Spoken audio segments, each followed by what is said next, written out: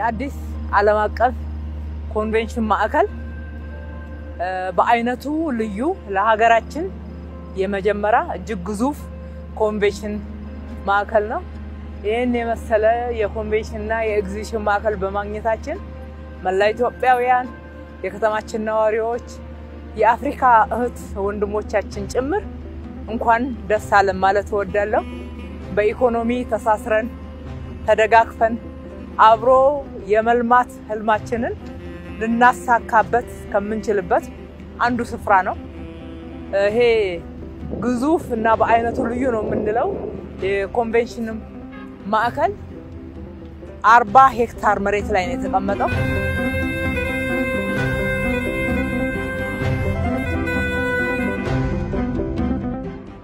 ኮንቬንሽን የምናደርግበት ኤግዚቢሽን የምናደርግበት ሁለት ትልልቅ አዳራሾች እና 8 መካከለኛ አዳራሾች አሉት። ውጪ ላይ ደግሞ የተለያዩ ኩነቶችን ለማድረግ ኤግዚቢሽንን ለማድረግ የሚያስችል ወደ 1.5 ሄክታር ወይም ደግሞ 15000 ካሬ ዝግጁ ሆኗል። ብዙ ፕሮግራም ማድረግ እንችላለን። ሆቴሎች አሉት፣ የስፖርት መስሪያ ቦታዎች አሉት፣ ባንኮች፣ ኢንሹራንሶች፣ የህክምና መገልገያዎች፣ የፋርማሲ፣ በርካታ ሬስቶራንቶች፣ ካፍቴሪያዎች እዚህ ለመገልገል ለሰው ያስፈልጋል ለሚመጡ እንግዶች የሚባሉ መሰረተ ልማቶችን አሟልቷል። አካባቢው በጣም ነው የሚያምረው። በኮሪደር 1 በኮሪደር 2 ይያል በ90 ቀን ጀምረን እስካሁን ድረስ እናለማው የቆየ ነው ቦታ ነው። አሁን የደረሰበት ደረጃ ኮንቬንሽኖችና ኤግዚቢሽኖችን ለማድረግ በጣም ዝግጁ ሆኗል ማለት ነው። አሁን ይሄ የመጣንበት መንገድ ኮንክሪት ስታምፕ ነው። ለ30 ለ40 አመት ሊያገለግል የሚችል ዘላቂም መሰረተ ልማት ነው የተሰራው።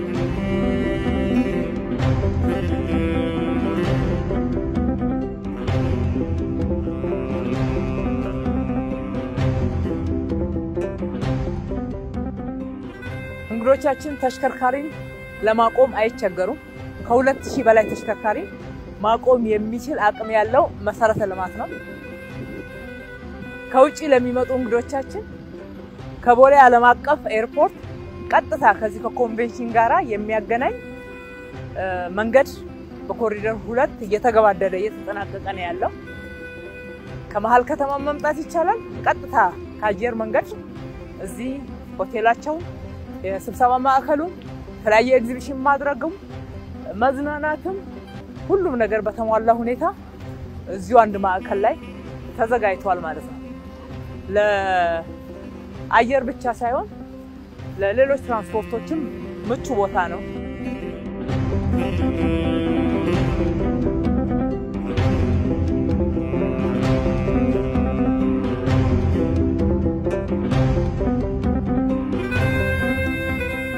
እንግዲህ ይሄ አዲስ ዓለም አቀፍ ኮንቬንሽን ሴንተር ስለሆነ ዓለምን የያዘው ካርታ እንደ ምልክት ተደርጎለታል። እዚህ አካባቢ የተሰሩት በርካታ ያሉ ፋውንቴኖች ለአካባቢው ለየት ያለ ስሜት ደስታን መፍጠር እንዲችሉ ተደርገው በጥሩ ሁኔታ የተገነቡ ናቸው።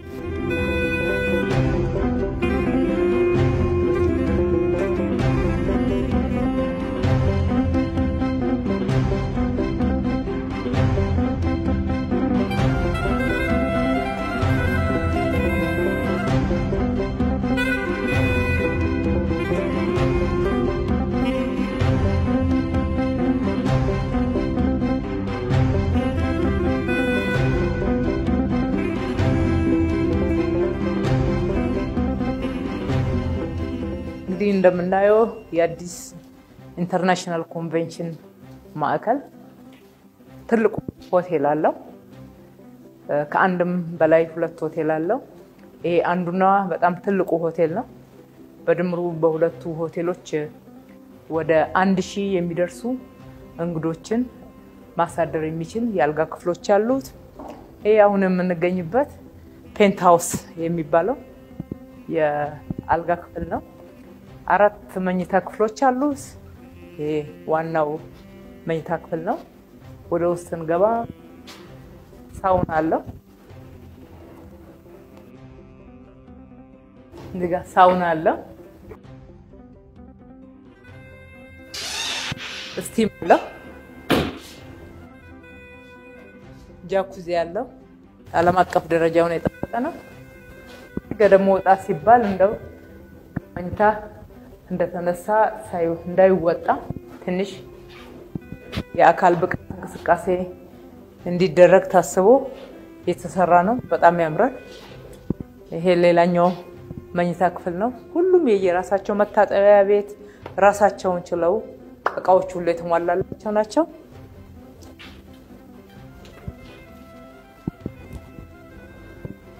ይሄ እንደምናየው የጋራ ሳሎን ነው። እንደዛው ተጨማሪ ሁለት መኝታ ክፍሎች አሉ። እዚህ ጋር ዘመናዊ የምግብ አለ። ኪችን ነው። ተመሳሳይ እዚሁ መመገቢያቸው ከዋናው ሳሎን ለብቻ የቁርስ መመገቢያ ቦታ ተዘጋጅቶለታል። እጅግ በጣም የሚያምር ነው።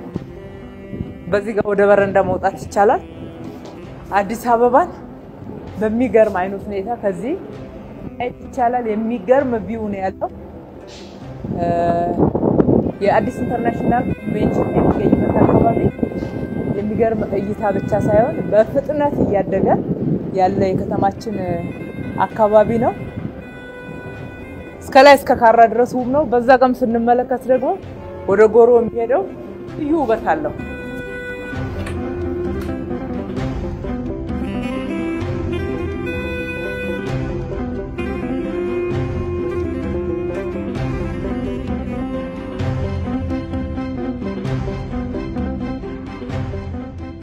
እንግዶቻችን ወደ አዲስ ኢንተርናሽናል ኮንቬንሽን ማዕከል ሲመጡ ምንም የሚያጡት ነገር የለም። እዚህ ኢንተርናሽናል ብራንድ እቃዎች ናቸው እነኚህ የቀረጥ ነፃ እቃዎች የሚሸጡበት በጣም ሰፊ ሱቅ አለ። ከላይም በተመሳሳይ ሁኔታ አለ። ሞል አለው ማለት ነው። በአካባቢው ላይ እንግዶቻችን በቀላሉ የሚፈልጉትን ነገር ሁሉ እዚሁ መገልገያዎች ማግኘት እንዲችሉ ታስቦ የተደራጀ ነው።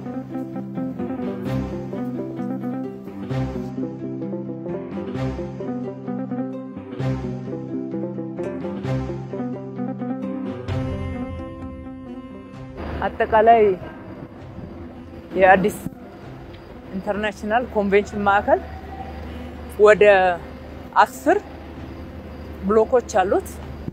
ከ10 ብሎኮች 4ቱ እዚህ ሆቴል ላይ ነው የሚገኘው። ሆቴሉ ትልልቅ እንግዶችን የምናስተናግድበት 4 ብሎኮች ነው ያሉት።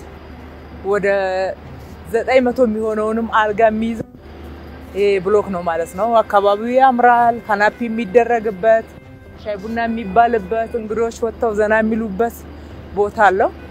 ከውስጥ ጂም አይነስቱ የመኪና ማቆሚያ አለው። የጂምናዚየም ቦታዎች አሉ። የራሱ ውሃ ነው ያለው። የከተማውን ውሃ አይጠቀምም። ወተር ትሪትመንት አለው። ከዚህ አካባቢ የሚወጡ ከአዲስ ኢንተርናሽናል ኮንቬንሽን እና ከሆቴሉ የሚወጣው ፍሳሽ እዚሁ ትሪት ተደርጎ ተመልሶ ጥቅም ላይ ነው የሚውለው። ዘመናዊ ነው።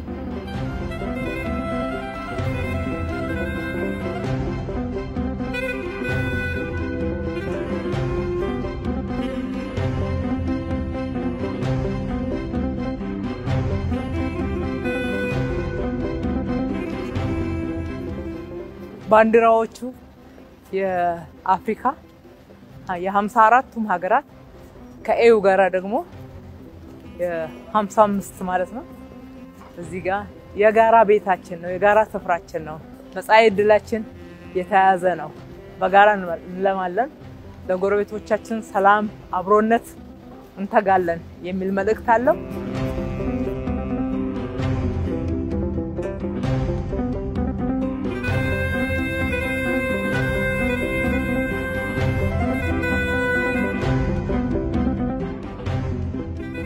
ይሄ የምንገኝበት አምፊ ቲያትር የተለያዩ ፐርፎርማንሶች የሚደረጉበት በተለይ ኤግዚቢሽን፣ ኩነቶች ለመሰብሰቢያነት የሚያገለግል ቦታ ነው በጣም ሰፊ ነው ያምራል ከጀርባ ካለው ጋር አንድ ላይ ስናየው ሰፊ ኩነትን ማድረግ የሚችል 15000 ካሬ ቦታን የሚሸፍን ነው ሰፊ ነው የትኛውም ዓለም ላይ ካሉ ትልልቅ ናቸው ከምንላቸው ጋራ ተወዳዳሪ ነው ዓለም አቀፍ ደረጃውንም የጠበቀ ነው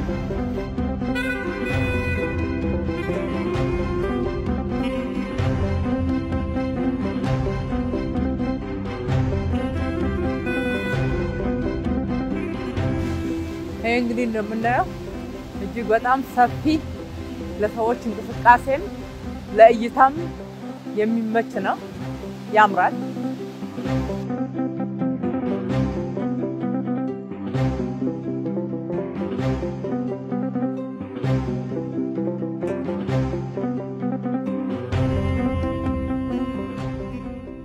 እንደዚህ ሰዎች እዚህ ጋር ለስብሰባ ለኤግዚቢሽን ሲመጡ በጋራ የሚሰሩበት ይሄን መሳሰሉ ስፍራዎች ተዘጋጅተውላቸዋል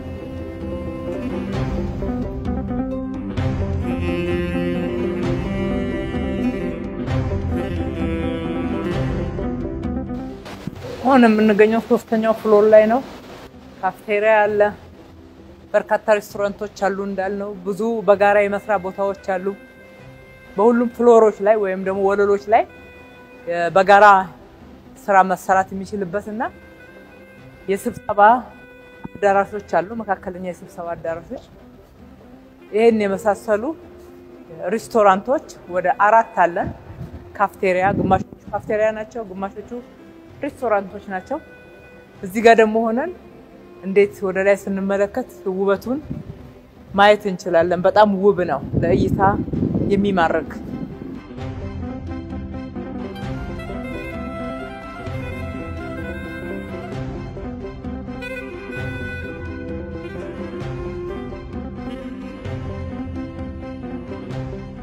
እንግዲህ አካባቢውን ከዚህ ማየት እንችላለን እንዴት እንደሚያምር የውጪ ኩነት የሚደረግበት ስፍራ ወደ ጀርባ ላይ የመኪና ተሽከርካሪዎቹ በአጠቃላይ የአካባቢ ፓርክ አድርገናል ማዶ ላይ የለሚ ፓርክ ሲጠናቀቅ ደግሞ ተጨማሪና ተደማሪ ውበትን እና የመገልገያ ስፍራን ይዞ ይመጣል በውስጡ የሚያልፍ ወንዝ አለን ከዚህ በፊት ፍሳሽ ከየቤቱ የሚለቀቀበት ለአካባቢው ብክለት በሽታን የሚያስከትል አሁን ግን ከዚህ ጋራ ታይዞ የለማ ያለ ጥሩ የቱሪዝም መስህብ እንዲሆን የሚያደርግ ነው ይሄ ማዕከል ኤግዚቢሽን እና ኮንፈረንስ ለማድረግ ብቻ ሳይሆን መረጃ ለመለዋወጥ ለመገናኘት አጠቃላይ የስራ ዕድልንም በሰፊው የሚፈጥር በመሆኑ ለኢኮኖሚያችን መነቃቃት ትልቅ ሚና አለው ለቱሪዝም ስበት ትልቅ ዕድል እና በር የሚከፍት ነው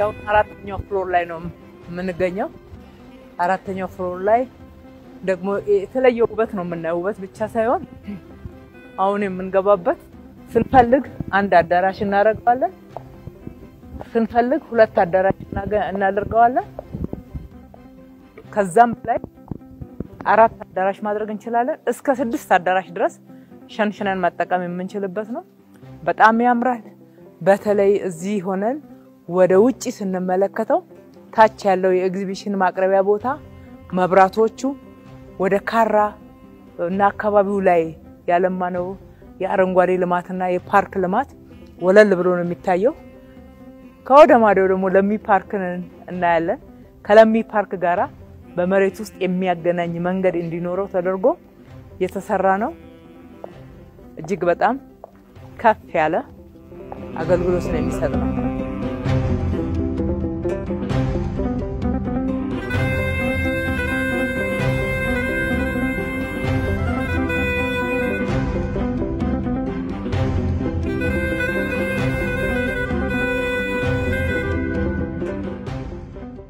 በጣም በሚያማምሩ እኛነታችንን በሚገልጹ ስዕሎች ዘመናዊና ጥንታዊ ዕቃዎቻችንን ጭምር የምናሳይበት ነው ሰዎች እዚህ ጋር ከስብሰባቸው ሲወጡ ወይም ደግሞ ኤግዚቢሽን በሚያደርጉበት ሰዓት አረፍ ብለው የሚያማምሩ ነገሮችን ያሉ እግረ መንገዳቸውን ታሪካችንን ባህላችንን እንዲማሩ አጋጣሚውን እንጠቀምበታለን ማለት ነው።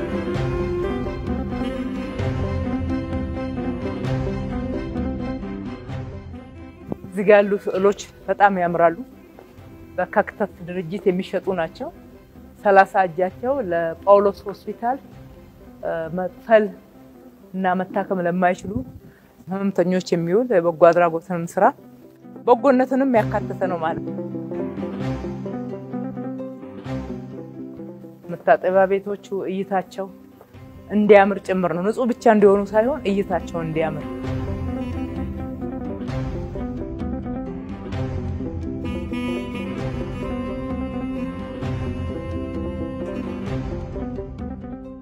አዳራሾቻችን ለብዙ ነገር ጥቅም መዋል ይችላሉ።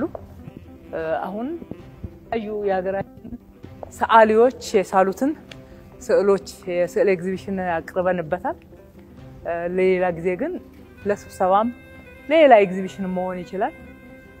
በነገራችን ላይ የአዲስ ዓለም አቀፍ ኮንቬንሽን ማዕከል አብዛኛው ስራ ከዲዛይን ጀምሮ ከማማከር ጀምሮ ኢትዮጵያውያን የተሳተፉበት ነው። እቃዎቹም የተሞሉት በኢትዮጵያውያን ጥበበኞችና ባለሙያዎች የእጅ ስራ ውጤት ነው።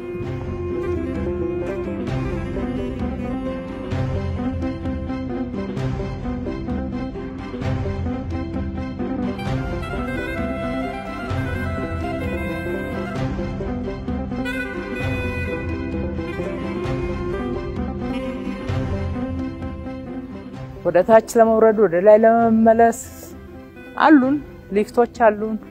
ደረጃ ለፈለገ ደረጃ አለ። ደረጃ ለማይፈልግ እስካሌተር የፈለገውን በሱ መጠቀም ይችላል። አካል ጉዳተኞች በጥሩ ሁኔታ ሊገለገሉበት የሚችሉት አካታችነትን ጭምር ታሳቢ አድርጓል።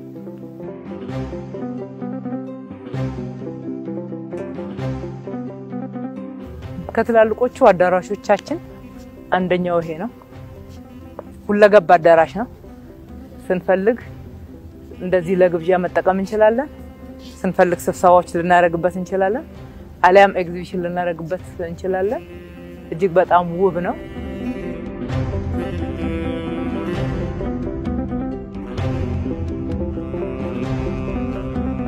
የውጪ ሁነት ማካሄጃ ስፍራዎቻችንም ሁለገብ ናቸው። በተለያየ መንገድ ልንጠቀምበት እንችላለን። እኛው የአስተዳደር ህንጻ ነው። አስተዳደር ህንጻ ብቻ ሳይሆን በርካታ አገልግሎቶችንም የያዘ ነው። ፊታችን ላይ ብሪጅ ሬስቶራንት አለን። በድልድይ ላይ የተሰራ ሁለቱን ህንጻዎች የሚያገናኝ ድልድይ ነው። የዋናው የኤግዚቢሽን ህንጻ 3 ብሎኮችን ይይዛል። የአስተዳደር ህንጻውን ስንጨምርበት እዚህ ጋር ብቻ 4 ነው የምናገኘው። ከጀርባ ደግሞ መኝታ ክፍሎችን ብቻ የያዙ 2 ተጨማሪ ህንጻዎች አሉን ማለት ነው። አጠቃላይ የግንባታው ወጪ 96.2 እጁ የተሸፈነው በከተማው አስተዳደር ነው። የፌደራል የልማት ድርጅቶች ደግሞ ወደ 3.8 የሚሆን ድርሻ አላቸው። የግል ሴክተሮች ደግሞ 0.2 ድርሻ አላቸው ማለት ነው። አሁን ግንባታው እዚህ ከደረሰ በኋላ የተከፈለና የተፈቀደ ትልቅ አክሲዮን ስላለ ለግሉ ሴክተር የስበት ማዕከል ነው። ኢንቨስት ማድረግ፣ አብሮ መስራት፣ በጋራ መልማት፣ ሀገርን ማስተዋወቅና ከፍ ማድረግ ላይ የጋራ ታሪክ አብሮ ለመጻፍ የተዘጋጀ ትልቅ ስፍራ ነውና አብረን እንስራ ማለት እወዳለሁ።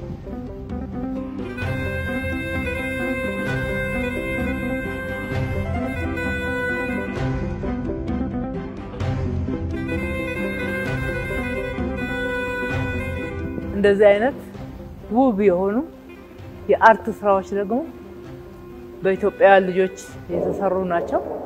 ውበትን አላብሰውታል። ብዝሃነታችንን፣ ደማቅነታችንን ደግሞም አብሮነታችንን በደንብ ሊገልጽ ነው።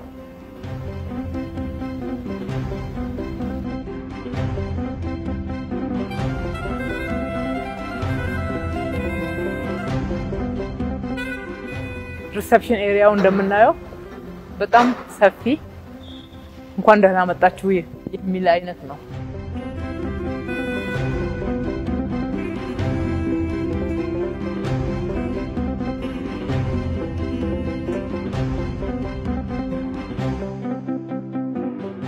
እንግዶች ከውጪ ሲመጡ እዚህ ጋር ነው ትንሽ የምናቆያቸው እንግዶችን።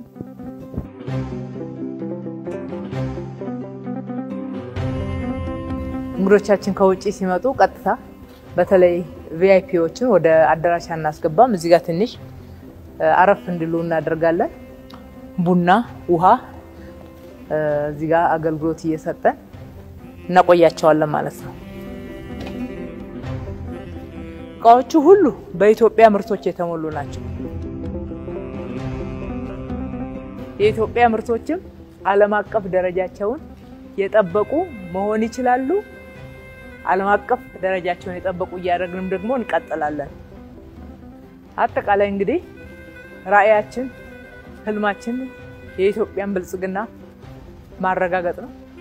ወደ ኢትዮጵያ ብልጽግና ማረጋገጥ የምናደርገው ጉዞ እንደዚህ አይነት ስራዎች ተደምረው ጥሩ ሽግግርን እንድናደርግና መሰረትን እንድንጥል የሚያደርጉ ናቸው። አዲስ አበባን ደግሞ በለውጡ ማግስት ቃል በገባነው ደረጃ ውብ እንደ ስሟ አበባ ከተማ እያደረግናት ነው። ይሄንን ስናደርግ ክቡር ጠቅላይ ሚኒስትራችን መጀመሪያ ራሳቸው ጀምረው ሰርተው እኛም በፍጥነት እንድንሰራ የሰጡን የስራ መመሪያ እና የስራ ክትትልና ሁሉ ማበረታታት እንደዚህ አይነት ስራዎችን እንድንሰራ ትልቅ አቅም ሆኖናል።